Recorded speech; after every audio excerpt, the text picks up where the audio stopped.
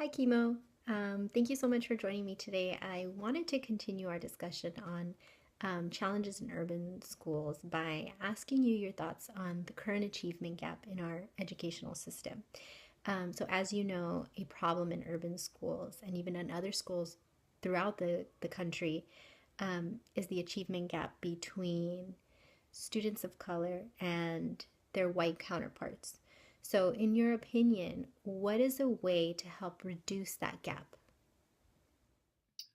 Oh, Brianna, that's actually a really good question.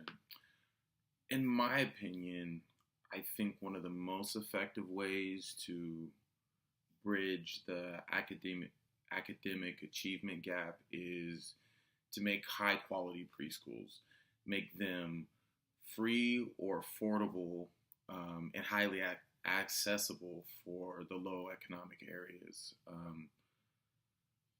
A lot of studies show that the earliest years of life are critical in developing the brain, and early brain development is vital in shaping future cognitive, social, and emotional development, as well as physical and mental health. So if we attack that, from early on, the kids will do better. Because the earliest form of school in the U.S. is preschool.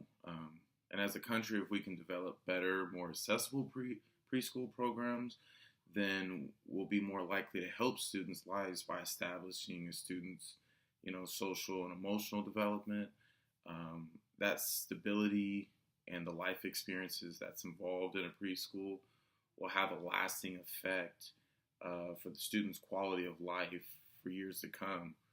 Um, Early childhood education programs can be structured to enrich the lives of the low economic children, to bridge that gap,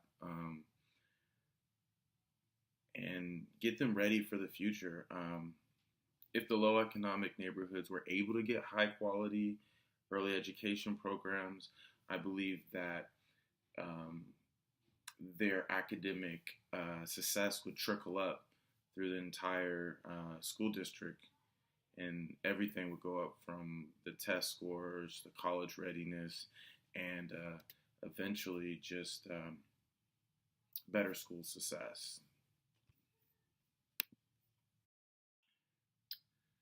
So, Brianna, as you know, we've been spending the last 4 weeks looking at news articles to see the challenges that urban schools face. A big challenge in urban schools is discipline, and currently, more and more urban schools are shifting their approach to discipline due to the increased number of suspensions instead of off campus suspensions.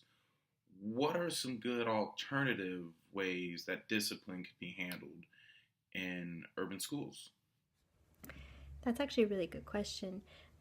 So, as I was researching, I found that one of the most common suggestions to dealing with discipline issues in urban schools was to incorporate restorative justice. And restorative justice, as I mentioned in the presentation, is the opposite of off-campus suspension. So it's actually on-campus suspension. It's keeping students in a classroom environment where they're still able to work, but they're also separated from um, their peers. Um, this, I think, is really important to incorporate because it gives the students an opportunity to self reflect on their behavior, to consider what was wrong with their behavior and how they can fix it. But at the same time, they're also getting that instructional time. They're not wasting days off campus, which is really important. But in addition to alternative methods to dealing with suspension, I really think it's important that we consider um, preventative measures, if that makes sense. So we need to start thinking of what are ways that we can prevent behavioral issues or as many behavioral issues from happening in urban schools. So one of the suggestions that I came across was creating an office of community and family involvement within each state education department.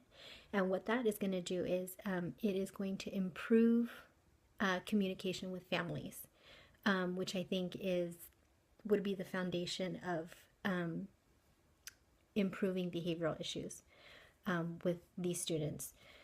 So I also think part of it is training staff in multiple ways of dealing with